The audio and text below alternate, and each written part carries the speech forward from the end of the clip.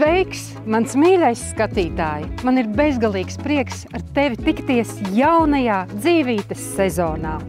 Es tevi uzaicinu uz iedvesmojošiem stāstiem, un pirmais no tiem būs ar dzejnieku Jāni Zepu.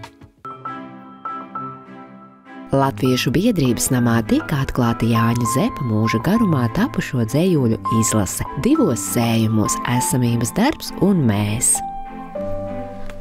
Vienas muskuļu šķiedras, savs dzīslojums vien, pamāla nogāzi augšu, 100 gadu ozoli lien, sasūcot māmuļas spēku, augstāk debesis paceļ, baltie mākoņu ceļi, pa kuriem saule attek, ieslīgst ozolus kavās, viņu varenās pēdās, jāiet pēdām tavām, miesā dek ozolam lodes, un vietā vēl šķembas vīt, tāpēc šis tērauda skatiens pār tevi, par mani slīd. Jāņa Zepa dzīves gājums ir bijis ļoti bagātīgs. Savulaik bijis bankas padomes priekšsēdētājs, vēlāk arī Rīgas video centra ģenerāldirektors un veiksmīgs uzņēmējs. Literārs zinātnieks Viktors Avotiņš, raksturojot Jāņa Zepa krājumu, uzsvērs autoru spēju jau 25 gadus dzīvojot ratiņkrēslā un ikdienā ciešot sāpes, ko remdē vien morfijs, pārvērst tās gaismā un radīt dzeju, kur valda patiesas cilvēkam veltītas jūtas. Dzeja viennozīmīgi mani palīdzējusi dzīves grūtākajos brīžos tos izturēt. Viennozīmīgi viņa bija man draugs, kas ir blakus. Dzīve, tas ir atspoguļas dzejnieka dzīvību. Kad mēs dzirdim šī vārdi, mēs redzam dzejnieka dvēseli.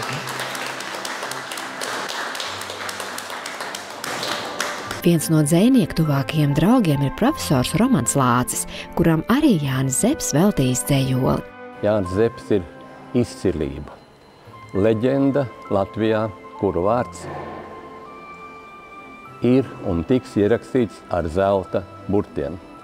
Viņš ir dzejnieks, viņš ir mākslinieks, viņš ir inženieris, viņš ir uzņēmējs, veiksmīgs, viņš ir brīnišķīgs cilvēks, sirsnīgs. Savā laikā viņš ir visās nozarēs, plašā nozīmē, Olimpā uzkāpis visaugstākajās virsotnēs. Profesors uzsver, ka visprecīzāk pašu dzejnieku un viņa dzeju atklāja ievadvārdi krājuma sākumā. Ieved mani visās nelaimēs, tikai pa šo ceļu ejot, es varu pārveidot ļaunumu par labumu.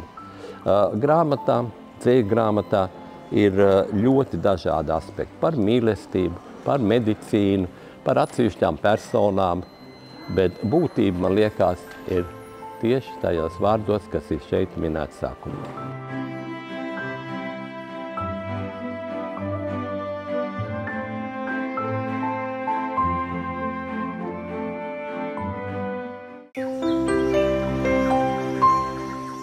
Ja runa ir par magniju, tad pirmā doma ir muskuļu spazmas, bet izrādās, ka magnijs ir nepieciešams gan mūsu nervu sistēmai, gan vispār organismam kopumā. To šodien mums pastāstīs ģimenes ārste Gerda Lielause, ginekoloģe Inte Dinsberga un farmaceits Andrejs Nikolājevs.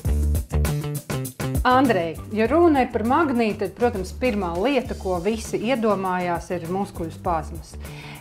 Bet saka, lūdzu, kam vēl magnijs ir nepieciešams mūsu organismā?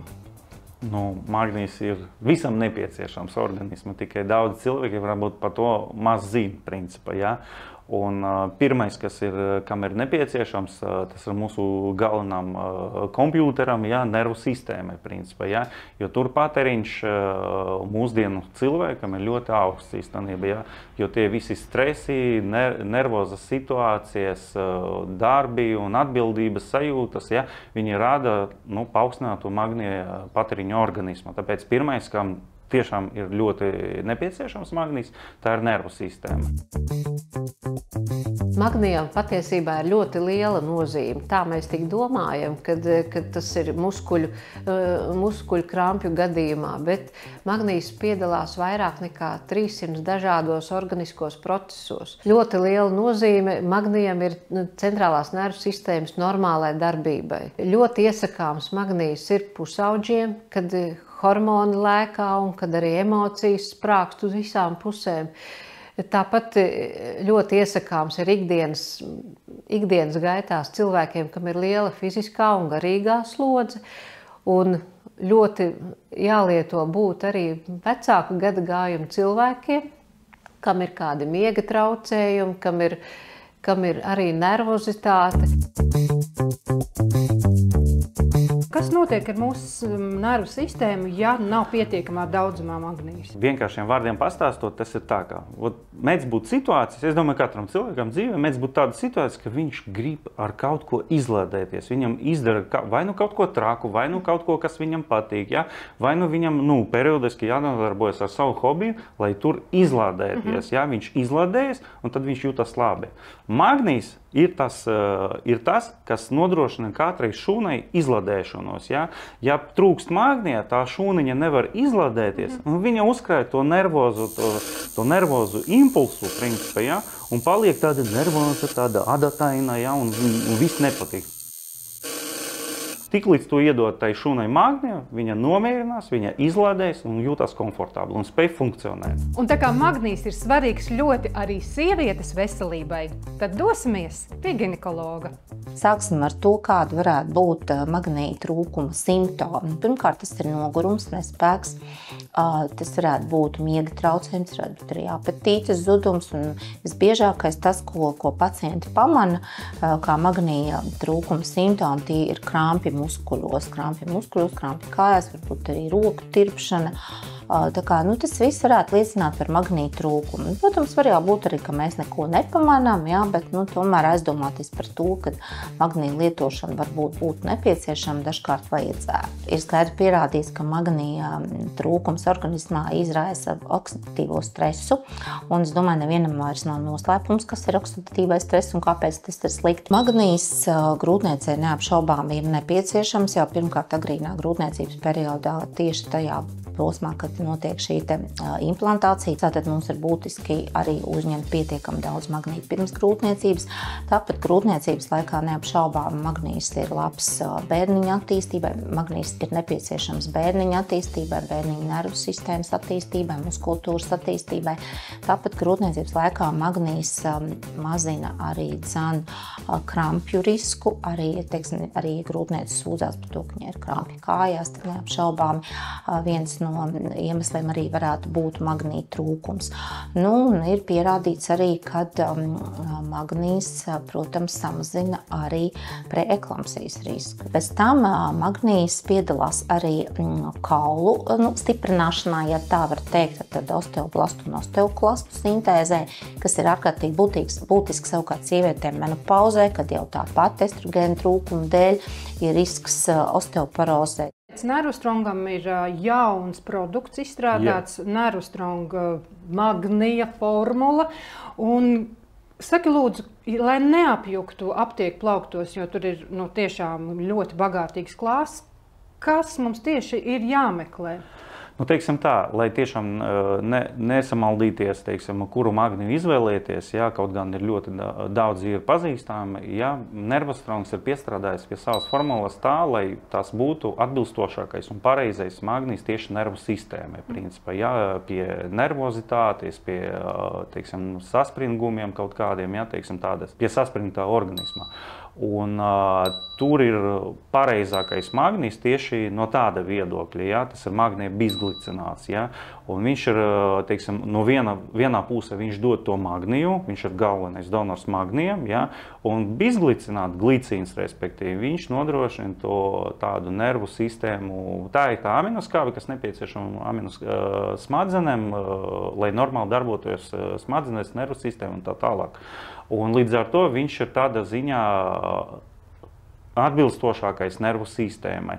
Papildus tur vēl ir, teiksim, pievienots klāt magnija citrāts, kas savukārt ļoti labi un veselīgi kuņģa zarnu traktā. Viņš regulē to zarnu trakta darbību. Ja? Nervostronga magnija formula, tas ir tiešām tāds ļoti labs risinājums un ļoti atpazīstams produkts, lai izvēlēties, teiksim, priekš savas nervu sistēmas un visa organisma uzlabošanai. Kas vēl ir sastāvā Nervostronga magnija formulā? Jā, es nepieminēju, ka tur, protams, priekš nervu sistēmas ir ļoti vajadzīgi, pat cik tas ir Nervostronga, un tur ir, protams, B grupas vitamīni, B1, B2, B6, B12, ja, un galvenokārt B6, ja, un viņi visi ir gan magnijs, gan B grupas vitamīni, viņi ir atbilstoša deva, stipri lielāka, kā var nosaukt no stresa deva principā. Ja? Tur ir 500 mg deva, ja? Un līdz ar to tas diezgan labi varēs cīnīties ar magnija deficītu organismā. Ja? Tāda bustotā deva, lai tiešām cilvēks lieto to magniju normāli, regulāri, un ilgstoši, jo magnijam svarīgi nevis cik tu izderi, teiksim, cik daudz pa dienu, bet galvenais regulāri katru dienu ilgstošu periodu, burtiski līdz mūža beigām, teiksim, tā ārsti arī rekomendē, teiksim, uzsākt un lieto, principā. Var uztaisīt tur pie kaut kādam vasaras perioda, varbūt to pārtraukumu, bet tā pa lielam, principā, visu mūžu jālieto. Jo tas ir nevis kā kaut kāds tāds bagatinātājs uz vienu brīdi, tas ir ēdiens šūnai, respektīvi, ja, un ja mēs to nedodam katru dienu, mēs gribam katru dienu, ja, tāpat arī šūnas grib ēst katru dienu pilnvērtīgi, ja, un līdz ar to mums jādod magnijs katru dienu, katrai šūnai. Jo vairāk stresa, jo vairāk mēs patērējam savu iekšējo magniju.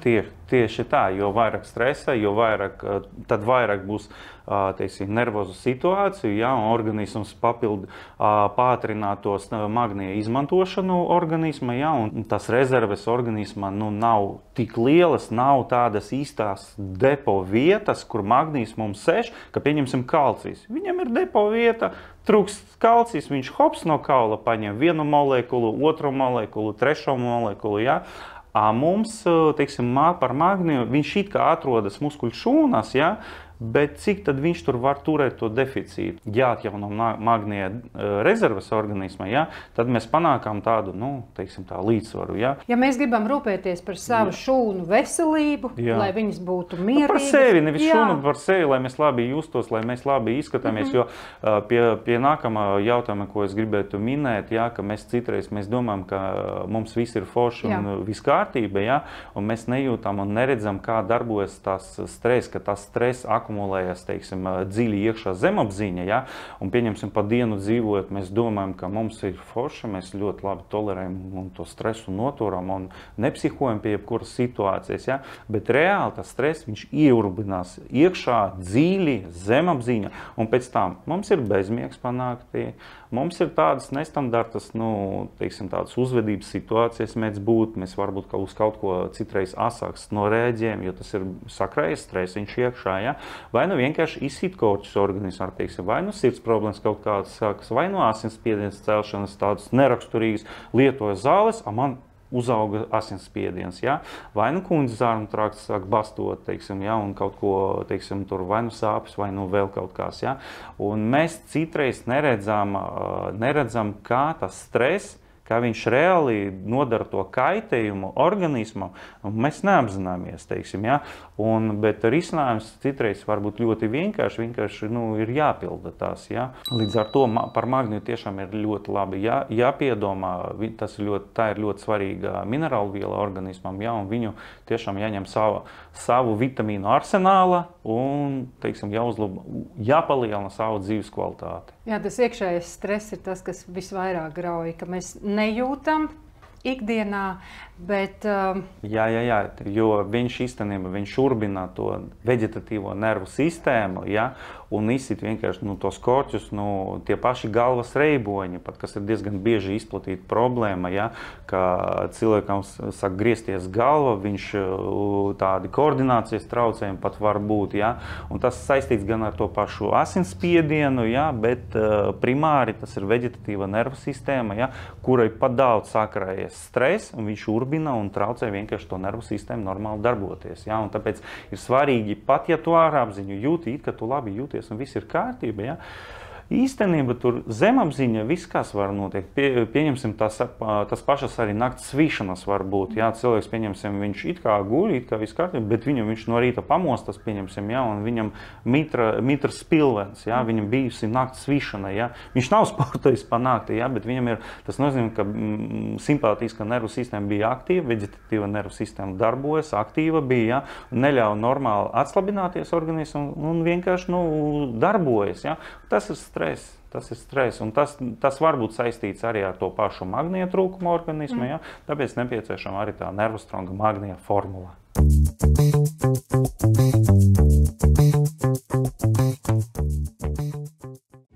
Un tagad dodamies nelielā reklāmas pauzē. Tiekamies pēc mirklīša.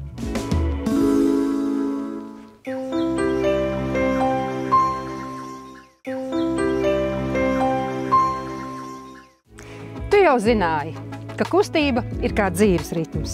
Jo vieglāk plūstam, jo vieglāk elpojam.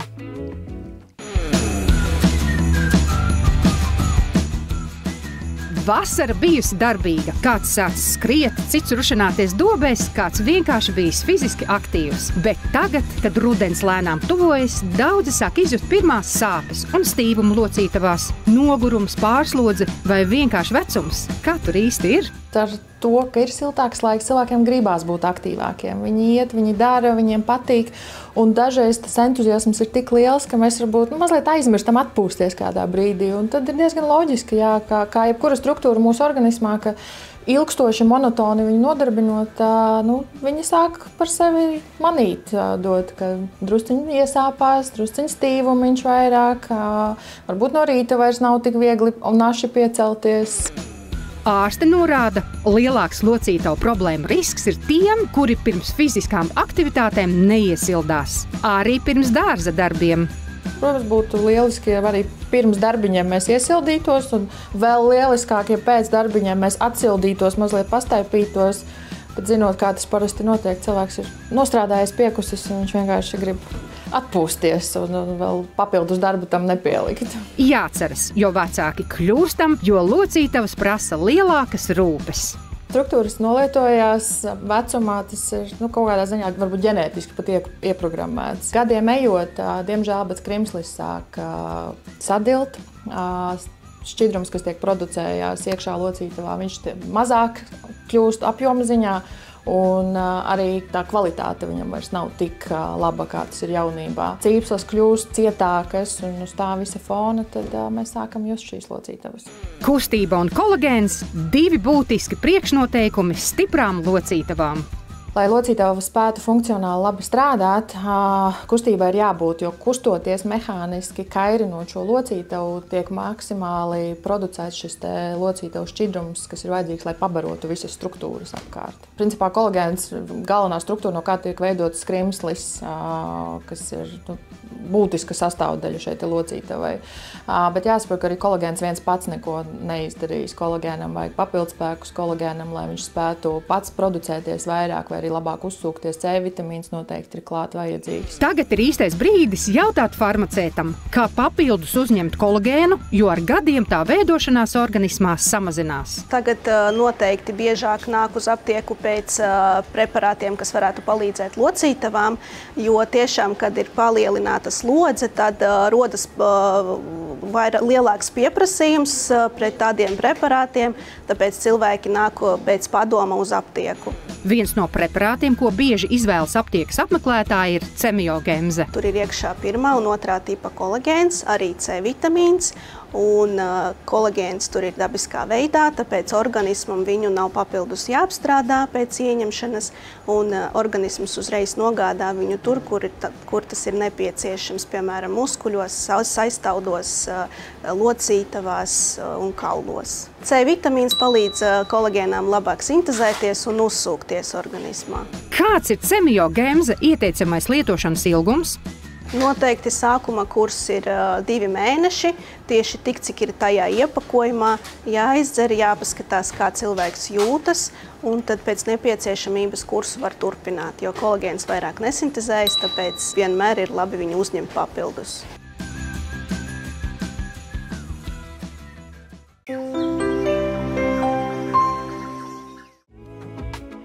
dzirdēt nav tikai spēja saklausīt vārdus. Tā ir spēja sajust dzīvi. Cik bieži un vai ir jātīra ausis, lai tajās neveidotos sēra korķi? Un kāpēc speciālisti kategoriski ir pret ausu tīrīšanu ar vatas kociņiem? Cilvēkiem liekas, ka viņi ar tiem vatas kociņiem to sēru arī iztīra, ja, bet pēc būtības, ja tie sēra korķi, ja viņi ar tiem vatas kociņiem vēl iesprūst vēl tālāk, vēl dziļāk. Un attiecīgi cilvēks var iebāzt to vatas kociņu tik dziļi, ja, ka viņš var arī pārdurt, ja, gan arī to bunkplēvīti, gan visu ko. Ja. Ausu sērs kalpo gan kā antisēnīšu, gan antibaktēriju barjera. Tas nodrošina arī ūdens necaurlaidību dzirdes kanālā. Te nevar tā nodalīt, kam ir vairāk, kam ir biežāk, ja, bet viennozīmīgi tie cilvēki, kuri bieži apmeklē baseinus, pirtis, ja, kuri varbūt lieto arī tās austiņas. Ja mēs paliekam vecāki, ja, tā kā mums paliek arī sausākas visas gļotādas, ja, un tieši tas pats notiek arī iekšējā ausu struktūrā, tur taču mums arī ir gļotāda un ir āda, ja. Simptomi, kas var liecināt par ausu sēru korķiem, var būt dažādi. Piemēram, pasliktinās dzirdes, sāpes vai troksnis vienā vai abās ausīs, galvas rēboņa, nieze. Taču ir situācijas, kad var nebūt arī nekādas pazīmes. Ausis kopt būtu normāla parādība, ko reizi nedēļā vai reizi mēnesī mēs profilaktiski palīdzam sēram attīrīties no mūsu auss. Ir jāizmirst par ausu bakstīšanu ar vatas kociņiem. Tā vietā izvēlamies aptiekās pieejamos produktus, kas tieši ir radīti šim nolūkam. Tirgu ir vairāki produkti, bet kā viens no drošākajiem un ērtākajiem lietošanā pacientiem ir vaksols. Tas ir izsmidzināms līdzeklis, kur sastāvā ir dabīgi attīrīta, īpaši attīrīta olīveļa. Kā rezultātā mēs varam būt pārliecināti, ka nepieciešamā deva nonāk ausī un sērs tiek izšķīdināts, atmiekšķēts, lai viņš varētu patstāvīgi izdalīties no auss arī ārā. Olīveļa viņai ir divējāda iedarbība. Pirmām kārtām viņa spēja atmiekšķēt un mitrināt auss ādu un ārējos kanālus. Tāpatās viņa ir derīga arī otrā situācijā, kad austiņa sēru ražo par maz. Viņai ir arī tāda protektīva iedarbība. Kā es varu zināt, vai man ir nepieciešams vaksolu? Kā potenciālie cilvēki, kuri varētu padomāt par savu ausu higiēnu, ir tie, kuri, piemēram, bieži klausās skaļu mūziku. Tie, kuri lieto ausu aizbāžņus vai lidojumā, vai ikdienā, vai peldēt apmācības ietvaros. Un tāpatās arī seniori, arī skolēni un visi tie, kuri varbūt kādreiz arī ieraduma pēc mēģina ausi attīrīt ar nepiemērotiem līdzekļiem. Tad, ja ir jāgatavojas sēra korķa skalošanai vai vizītei pie ausu ārsta, būtu ieteicams lietot vaksolu izsmidzinošo eļļu vismaz 5 dienas pirms vizītes. Tāpatās, lai padarītu arī ārsta darbu vieglāku un lai austiņi jau ir tā kā sagatavoti. Secinājums ir viens. Sērs mūsu ausī ir nepieciešams, sēra korķi gan nē.